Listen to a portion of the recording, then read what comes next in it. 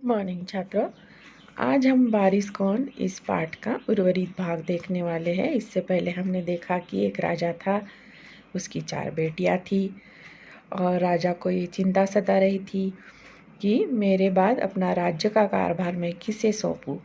इसलिए उसने क्या किया, एक फैसला लिया और एक उपाय निकाला कि चारों बेटियों को गेहूं के 100 दाने दिए और उनको बोला कि 5 साल बाद मैं ये दाने आपसे फिर से मांगूंगा तो ये मुझे वापस लौटा देना।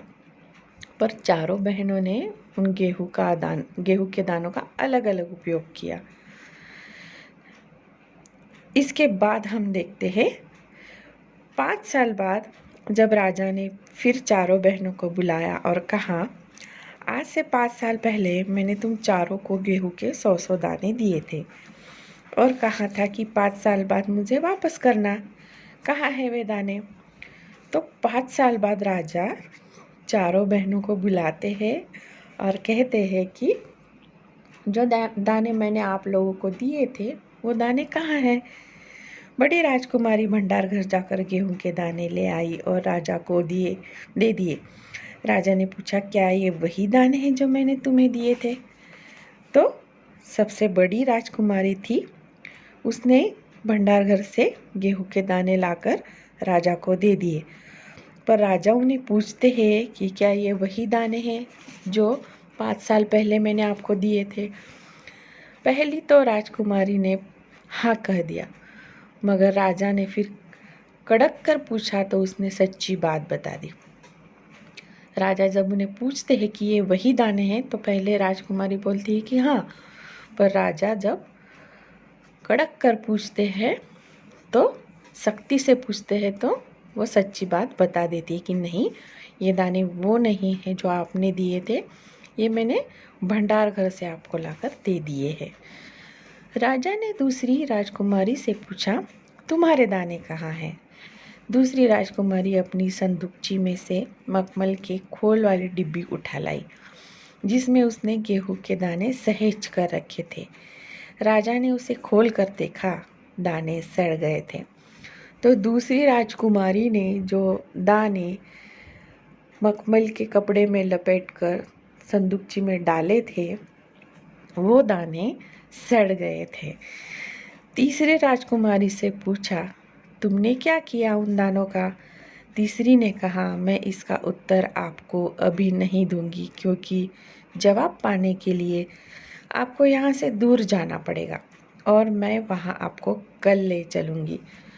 तो तीसरी राजकुमारी से जब राजा ने पूछा कि आपने क्या किया वह दानों का, तो वो कहती है कि मैं आपको अभी उत्तर नहीं दे सकती क्योंकि जवाब आपको अगर चाहिए तो आपको यहाँ से थोड़ा दूर जाना पड़ेगा और मैं आपको वहाँ कल ले चलूँगी।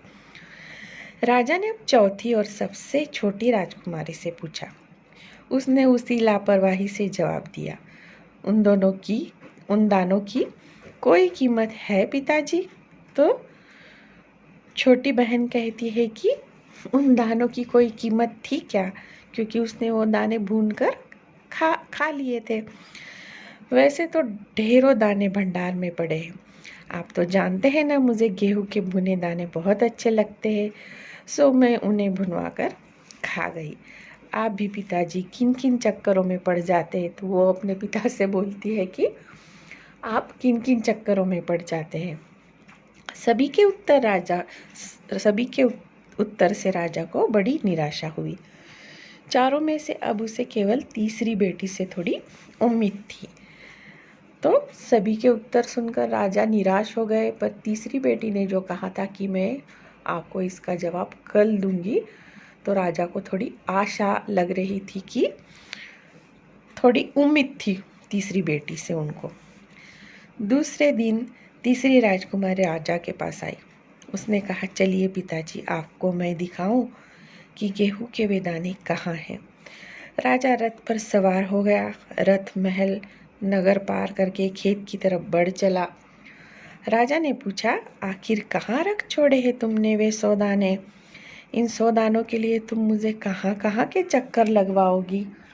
तो राजा को लेकर तीसरी जो बेटी थी वो रथ पर सवार होकर राजा को नगर के पार की तरफ जा रही थी। तो राजा उनसे पूछते हैं कि आप कहाँ लेके जा रहे हो मुझे।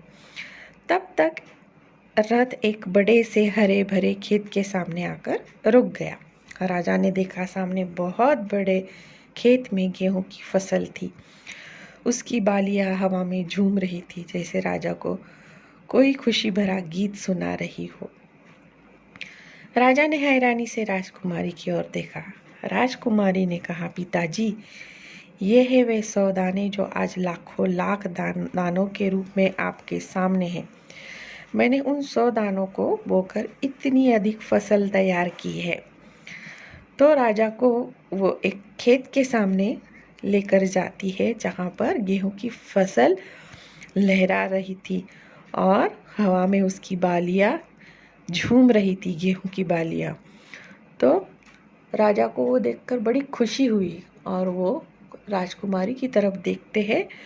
तो राजकुमारी उनको बताती है कि ये वही दाने हैं जो आपने मुझे दिए थे, जो मैंने खेत में बो दिए थे और अब उनसे ये फसल तैयार है।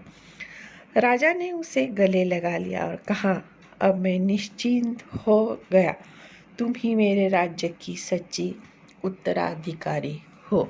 तो राजा ने राजकुमारी को गले लगा लिया और कहा कि अब मैं निश्चिंत हो गया हूँ और तुम ही मेरे राज्य की सच्ची उत्तराधिकारी हो।